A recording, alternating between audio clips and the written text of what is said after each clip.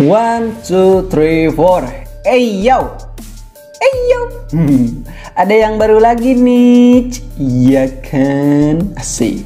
Oke, di awal chapter kali ini kita diperlihatkan kelanjutan dari chapter kemarin, di mana Cupatka yang sudah bersiap-siap untuk melawan si siluman yang akan menyerang desa. Cupatka yang sudah pede dikejutkan oleh kedatangan siluman kelinci, yang katanya nih siluman kelinci ini adalah penjaga keamanan desa yang sebelumnya. Warga desa yang melihat kedatangan si siluman kelinci ini pun berkata, "Pergilah kau, kami tak butuh dirimu lagi, kami muak denganmu." Si siluman kelinci itu pun menjawab, "Ada apa? Apa-apaan ini semua? Apa salahku? Bukankah kita hidup damai selama ini?" Lalu mereka pun melemparkan wortel kepada si siluman kelinci itu sambil mengusirnya. Dan si kelinci itu pun pergi sambil mengambil wortel tersebut. Keesokan harinya, Cupatka yang sudah duduk dengan si Nona bertanya, "Kenapa siluman kelinci itu diusir oleh kalian?"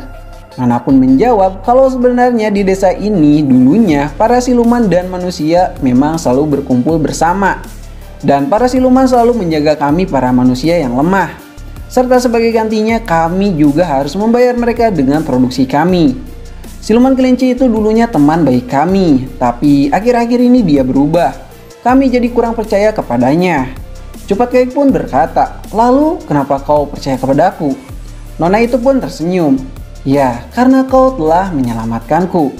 Kau itu siluman yang baik, walaupun mukamu itu jelek.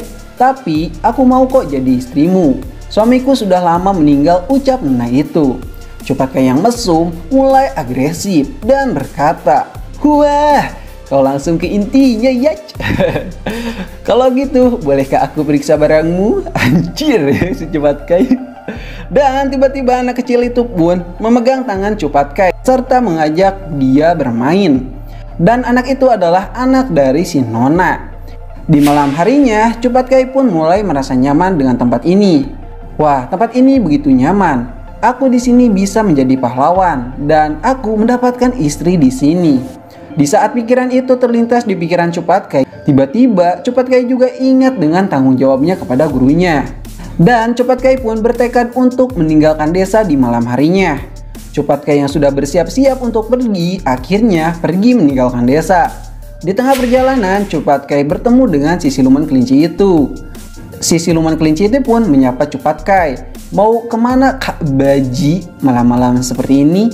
Cupatka pun menjawab kalau dirinya akan meninggalkan desa karena Cupatka punya urusan yang lebih penting. Cupatka pun bertanya kepada si siluman kelinci itu, "Kenapa denganmu? Kau sepertinya sudah putus asa." "Ya Kak Baji," ucap si kelinci itu, "aku belum makan, aku lapar Kak Baji." "Wah, kasihan sekali ya. Sepertinya kau kehilangan kekuatanmu sampai-sampai kau mencari makan sendiri saja susah. Baiklah, aku akan membantumu. Kau sebaiknya kembali ke desa dan gantikan posisiku. Dan cobalah lebih bersahabat dengan mereka," ucap Cupatka. Cupatka pun langsung pergi. Lalu siluman kelinci itu pun kembali ke desa dan berterima kasih kepada Kak Baji alias si Cupatka. Lalu di tengah perjalanan, Cupatka pun mulai lapar dan membuka bekalnya. Sambil makan dia mengingat perkataan Nona tentang si siluman kelinci itu. Cupatka baru ngeh dengan tingkah laku yang aneh padanya. Kenapa dia bilang kalau dia itu sangatlah lapar? Bukankah dia hewan herbivora alias makan sayuran? Tapi kok wortel dia nggak suka ya kan? Yang kemarin dilempar warga itu masih ada. Shit! Jangan-jangan itu yang dibilang Nona dan warga desa kalau dia akhir-akhir ini sangatlah aneh. Kelinci sialan itu menipuku di sini. Jangan bilang, aku harus cepat kembali ke desa. Di saat Cupatka sudah kembali ke desa, Cupatka pun melihat kelinci itu memakan seseorang di sana. Dan orang yang dia makan itu adalah anak dari Nona. Cupatka pun marah di sana. Kelinci itu pun berkata, "Kenapa kau kembali Kak Baji?" "Kelinci sialan, berani-beraninya kau membodohiku di sini," ucap Cupatka. "Tidak ada pilihan lagi bagiku untuk melawan dirimu. Kalau sudah begini," ucap si kelinci tersebut. Si kelinci itu pun menyerang Cupatka dengan kecepatan penuhnya. Sampai-sampai Cupatka yang marah terpental hanya dengan satu serangannya saja. Kelinci itu pun mulai pede dan dia berkata kalau dia akan memakan semua orang yang ada di desa ini. Habislah kalian. Di saat dia ingin membunuh salah satu warga desa di sana, tangannya pun dihentikan oleh Cupatkai yang sudah memasuki mode seriusnya. Pertarungan antara siluman pun dimulai. Kelinci pun mulai menggunakan serangan kecepatan yang sangat tinggi, mental sana dan mental sini, ya kan? Babi sialan, mati saja kau di sini. Kelinci itu pun menyerang Cupatkai, akan tetapi Cupatkai hanya diam saja. Dan serangan kelinci itu pun berhasil menusuk perut Cupatkai. Lalu kelinci itu pun makin percaya diri. Akan tetapi di saat dia percaya diri, Cupatkai pun bilang, "Apa-apaan ini? Apa cuman ini kekuatanmu kah? Jujur saja, kau adalah siluman yang paling lemah yang pernah aku temui selama ini." Dan Cupatkai pun berhasil memukul wajah si kelinci itu sampai dia penyok dan bahkan sampai dia gepeng berkeping-keping.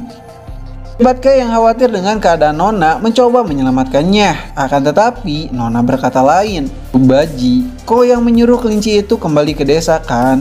Memang benar kau sudah menyelamatkanku untuk kedua kalinya. Akan tetapi anakku itu segalanya bagiku. Lebih baik aku mati, Cubaji. Aku benci padamu dan aku mengutukmu." Semua orang yang ada di sana pun menyalahkan Cupatkai. Lalu Cupatkai pun lari dari tempat itu. Setelah sampai di suatu tempat, Cupatkai pun bertanya pada hatinya, "Aku sungguh benar-benar tak bermaksud seperti itu." Cupatkai pun bersedih di sana sambil bertanya apa ini yang dinamakan kutukan. Dan chapter 24 pun berakhir di sini. Terima kasih sudah nonton channel ini. Sampai jumpa di next video. Bye bye.